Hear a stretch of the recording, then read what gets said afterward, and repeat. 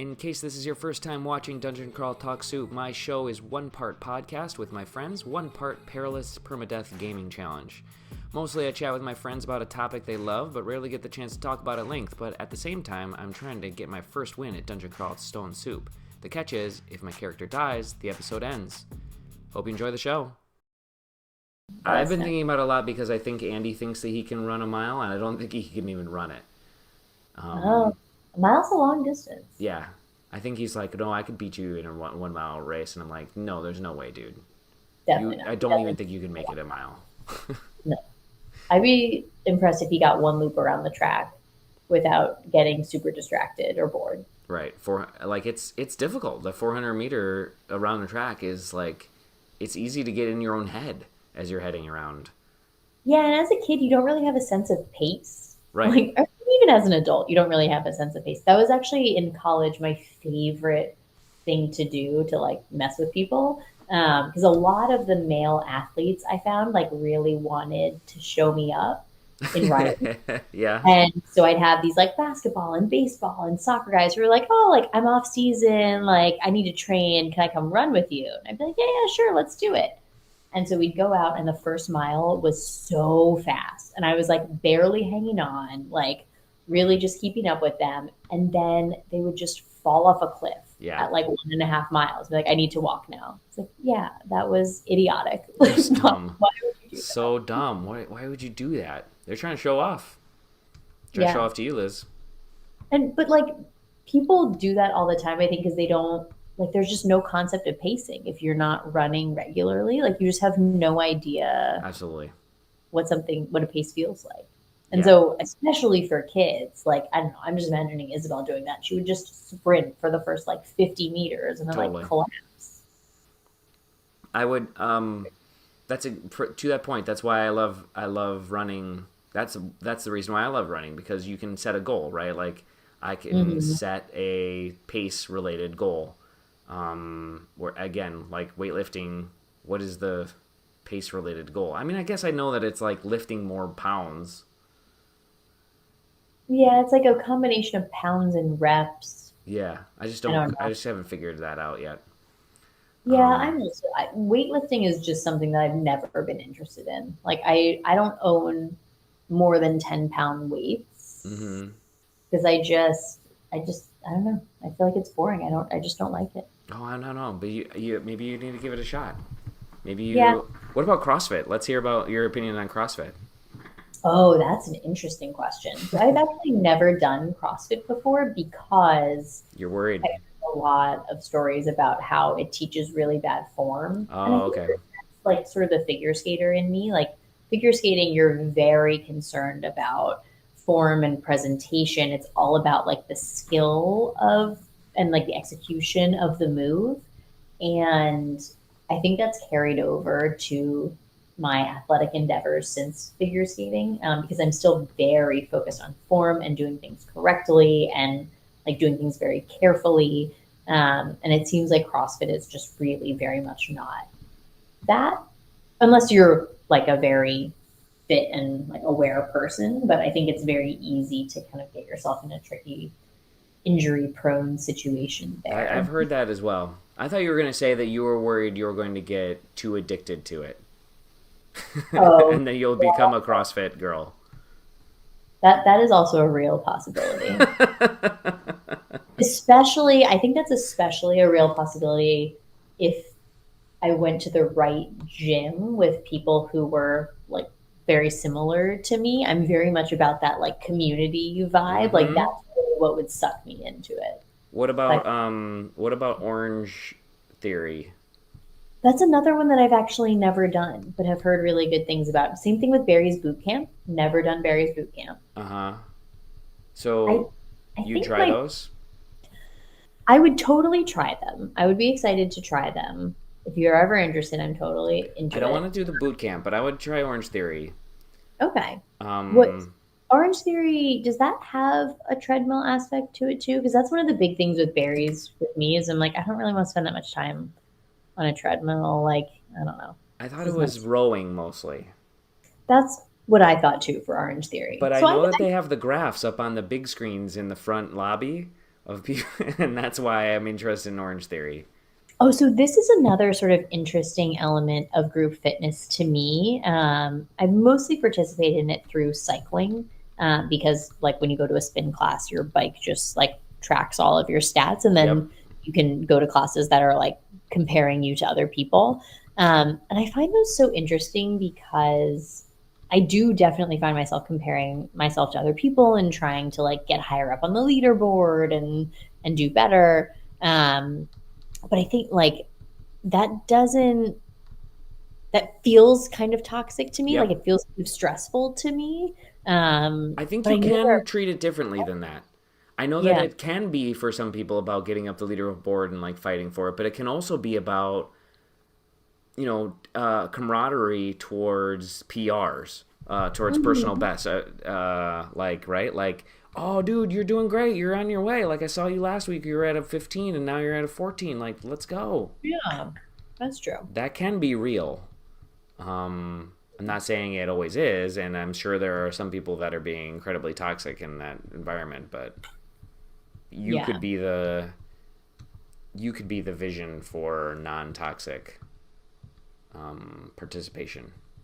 No, that I like that perspective. And I think a Um, lot of places have tried to fight that too, of like trying to do partner activities and trying to do teams, which is kind of interesting. I don't know how oh, effective. teams. That sounds fun. Yeah. And then there's like people that do team like work pound loss or something like that. Oh, yeah. Hmm. And what else? Doing a charity run. Yeah. And there are like the steps challenges too. Yes. Hmm. Those see you can get a lot of camaraderie out of this sort of stuff. Yeah, it's true. It's true. Um, boot camps is not for me though so much. But you'd be interested in trying Barry's boot camp.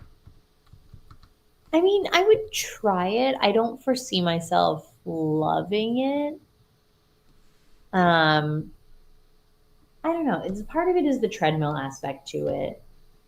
Part of it is it feels a little rah rah. Like I don't know. I just don't feel like it's my vibe Yeah, necessarily. But I've never been, so who knows? I'm easily sucked into these things, so there maybe it'd be fun. is a oh, I'm in a little bit of trouble here. Nope, I got it under control. There is a fitness class place uh, in the Lower East Side called Kanbad, I think. It's a boot camp place where the people that hold the boot camps are like ex-cons, and they like Oh wow. teach you how to work out like you are in prison or whatever, and how to get a Whoa. prison body. And it's the most like pretentious, like upper class thing I've ever like I've ever thought of in my mind. And it's crazy. And that's they have a bouncer at the front door of the place. What? Yeah, it's crazy. That's You should look it up. So you have actually, I'm now going to tell you a story about one of my biggest insecurities and recurring nightmares that you have like sparked from that. Going to Uh, jail? no, I think that's probably pretty out of scope for me. But never say never. No, my one of my biggest insecurities and recurring nightmares is that I get in a fight with someone. I'm trying to defend myself. I'm trying to defend like a friend or someone I know, and I go to punch someone, and it just doesn't hurt them at all. Like does not. It's I've had so many dreams about this. I'm like so concerned about it. I've never actually been in a true physical fight, so I don't know if it's valid or not. Right. But like it's a huge concern of mine that if I were to be engaged in a fight, I would not be able to defend myself. Oh, have you been to like kickboxing or boxing class? I've definitely done kickboxing, and I've been to boxing classes where you wear like boxing gloves. And during COVID, when we just had a ton of free time on our hands, and I had no kids, and I was like living in New Jersey with my brother and his now wife. and my husband, we just like basically were living in a frat house. We used to do regular boxing, like Krav Maga lessons with my brother. Oh, he's in the Krav Maga.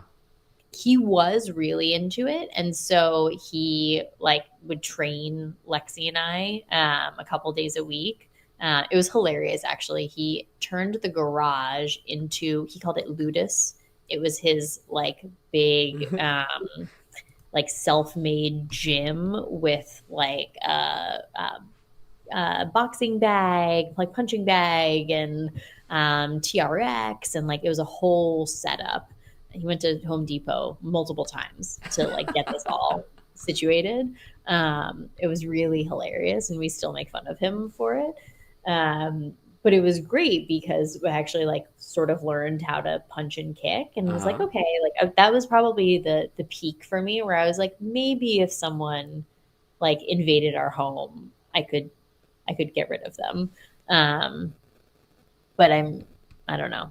I feel like especially when it comes to like my arm strength and punching ability, I feel like I have some serious vanity muscles. Everywhere else in my body is like pretty functionally strong, but I feel like my arms are my weak point in terms of being able to actually like use them for real things. Right. That's how I feel too. So if it's any consolation, I also think that I would throw a punch and it would mean nothing to the person. Yeah, it's very concerning. Probably should just give him a swift kick in the balls. Yeah, that's true.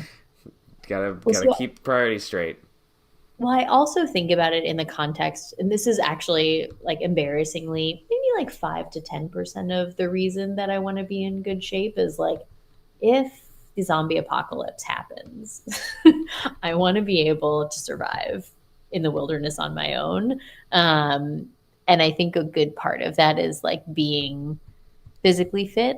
So I guess it sort of goes back to like, I want to be able to like function in any situation. Like if something really bad were to happen, I kind of want to feel good about my physical fitness and my ability to like walk for miles or outrun someone or like defend myself to a reasonable extent. Like that's not a non-goal of mine. Yeah, that's some important mommings that you're doing there. That's true, especially now that I have small children to defend. I'm like, oh, I really got to like represent here. Hopefully I'll never get in a kid related fight, but like, God, I hope not. Yeah, that seems bad. Oh my goodness. I'm doing pretty well at this video game, Liz. So what does it mean when the weapons show up? Oh, it means somebody dropped it and I could pick it up and So you've killed that person and now you're picking up weapons. Yeah, I could, but I don't need any of this junk. If you carry it around, does it slow you down? No, but I already have a full pack of stuff, so I'm only allowed to hold 52 things. And so I'm already carrying all the stuff I could possibly want. I have a lot of things to throw at people. That's all this section. This is all my different types of armor. This is all the different types of jewelry that I'm wearing. Some of it I'm not wearing right now. These are the different magical wands that I have. I don't use those ever. Here's the different scrolls I can read. Here's the different potions I can drink. Yeah. So I have 52 things. So if I wanted to pick up another weapon, I'd have to drop something. Got it. And so it's only that's the weight limit aspect of things. That's pretty cool. Pretty cool, right? So where were we? I shouldn't have walked down here when I wasn't full health. And now I'm in trouble. All right, we've made it to an hour and a half. I'm really impressed, although some of that was me running off to take care of fatherly duties. What other what other questions did you have for me about fitness? Was there anything that you were thinking of that you'd planned? Trying to remember back. Oh yeah, so another thing, and I guess this is sort of tying together the two topics that that we had discussed, the other of which was kids related. Yeah. And this is something that I've struggled with a little bit, and I'm not sure that I'm doing it super well, is like when it comes to physical fitness and healthiness and like being in good, not necessarily even just being in good physical shape, but just like being healthy and being well. I I think I struggle with the balance to strike when talking to my kids about it because I don't want them to be totally unaware of the ways that things are affecting their body, like food and sleep and work and exercise and activity and all of that. But at the same time, I don't want them to be so focused on it. And so, like, my kids are still really young, but I'm already like trying to plan ahead for like how do we talk about this? How do I make sure that they're like healthy and happy and like doing well, but at the same time that like they're more focused on their general well-being than they are on like specific physical milestones, especially Mm-hmm. at their age. So I was curious to hear if you have any insights into that or things that you think have like gone well when talking to your kids about that or not talking to your kids about that. Parenting insights on talking about like body image and fitness, or on food. I guess it's more on like how do you kind of tie all of that Right, right, together in a right. healthy way of like I want to explain to you like why we eat healthily and why we like want to be active instead of sitting in front of the TV all day, like sort of God. more high level than that, I guess. Ugh. I wish I had was better about all those things. Just even you bringing up the question, we talk about vegetables a lot. We have a worksheet up on the fridge that talks about all the different colors of food, and how important it is to have a healthy gut biome, Mm. um, and like how healthy foods will keep you healthy all the time, just by not just in like fitness, but also in like just keeping you away from getting colds or getting flu and things like that. Like the kids Mm. just don't want to get sick, so Yeah. they don't get sick very often. Knock on wood. Um, we find some wood to knock on, and so they eat their vegetables regularly. And why we have to be fit instead of bumps on logs? It's hard. It's so hard to convince a 7-year-old boy that it's necessary to have good physical fitness, because Mm. they are like machines of energy and fitness by definition, right? They're just like Right. uh, so.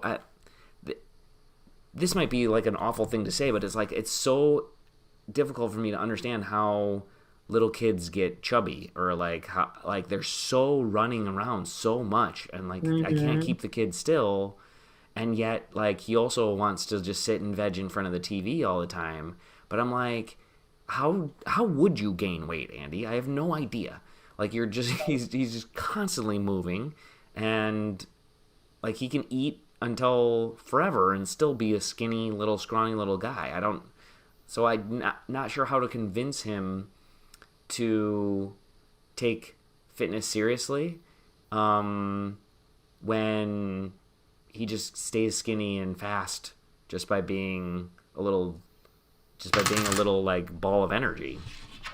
Yeah, and at this age, like I'm not even concerned about fitness necessarily. It's more like the the expectation that we're not just going to sit here all day. Like we're activity and motion are like parts of our lives and like activities Got that it. specifically involve like I don't know. So this came to mind for me this weekend because usually we're in this routine of like the kids go to daycare during the week and then on the weekend we have a lot of activities and so we're kind of running around and like over the holiday we had fewer activities and Yeah. so there was one day where like we really did stay home for most of the day and I was like how like this isn't like the expectation that I want to set but like I don't really know how to tell Isabel who's 3 that like this isn't what we do with our time and like Right.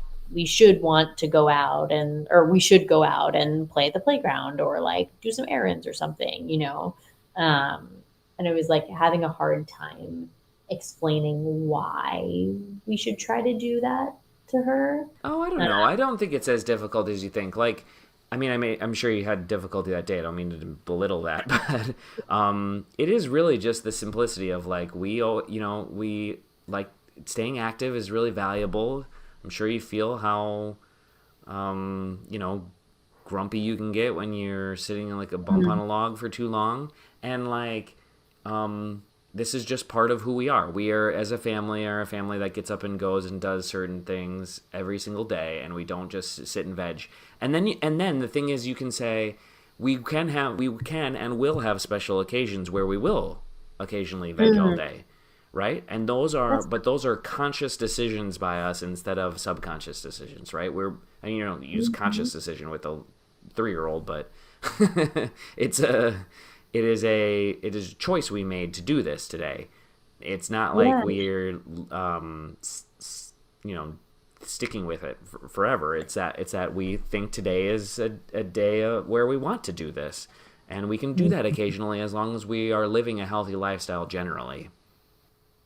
Yeah, I really like that. And like that also relates back to what I was talking about earlier of like I sometimes have a hard time of resting or like taking a day. Like I kind of like the idea of we together as a family are going to commit certain days to just relaxing, and then otherwise we're going to be pretty active and like make sure that we go out and do things and like run around. So I feel like that's kind of killing a couple of birds with one stone, and sort of getting us all on the same page, which I really like.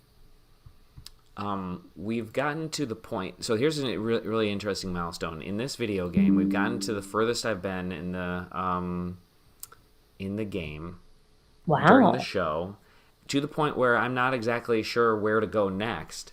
I had to go look up where I think I should be going next in the game. So, I'm gonna go to this Orcish Mines one. And so the guy's just going to wander his way over there. But I think that's a good place for us to wrap up. Do you, there's some scary dudes down here. So next show, I'll be fighting against some orcs and some ogres in the Orcish Mines. And we'll see how we do then. But things are coming along nicely for the minotaur here. And I think that I feel like there's things I'm going to try in my fitness that you've helped, enlighten me about. And I really appreciate that. Yeah, same here. Thank you for letting me talk about this, and also for like expanding the ways that I think about this. Oh gosh, I don't think you think I expanded ways to think about it? I think that you did most of the important thinking here. Oh, I disagree. I got a lot of value out of this. I appreciate it. Do you feel like you get to talk about that? You don't get to talk about this enough? It doesn't bother me that I don't talk about it that I don't talk about it a lot, but I definitely don't talk about it a lot. For most of the reasons that we discussed about, like, right, because people have weird perceptions towards it. Yeah. Well, Yeah. I'm glad that I was able to give you a chance to rant about this for an hour or so. I think that you have some really thoughtful and interesting opinions on this topic, and I hope anybody that listens to this feels more comfortable in their own skin to being able to talk about their fitness and is less projecting on others when they're talking about their fitness, and instead takes a positive attitude towards other people's fitness journey. And Liz is a constant ball of positive attitude, so I think that that's a perfect place for us to stop and for us to wrap things up. Liz, thank you so much for joining me today. Oh, thank you. You are the most positive person I know. So getting that compliment from you. No, you're the most positive person I know. Oh, stop. Okay, cool. Thanks so much for the time. Say goodbye to everybody, Liz. Bye. Thanks for having me. All right, bye, Internet.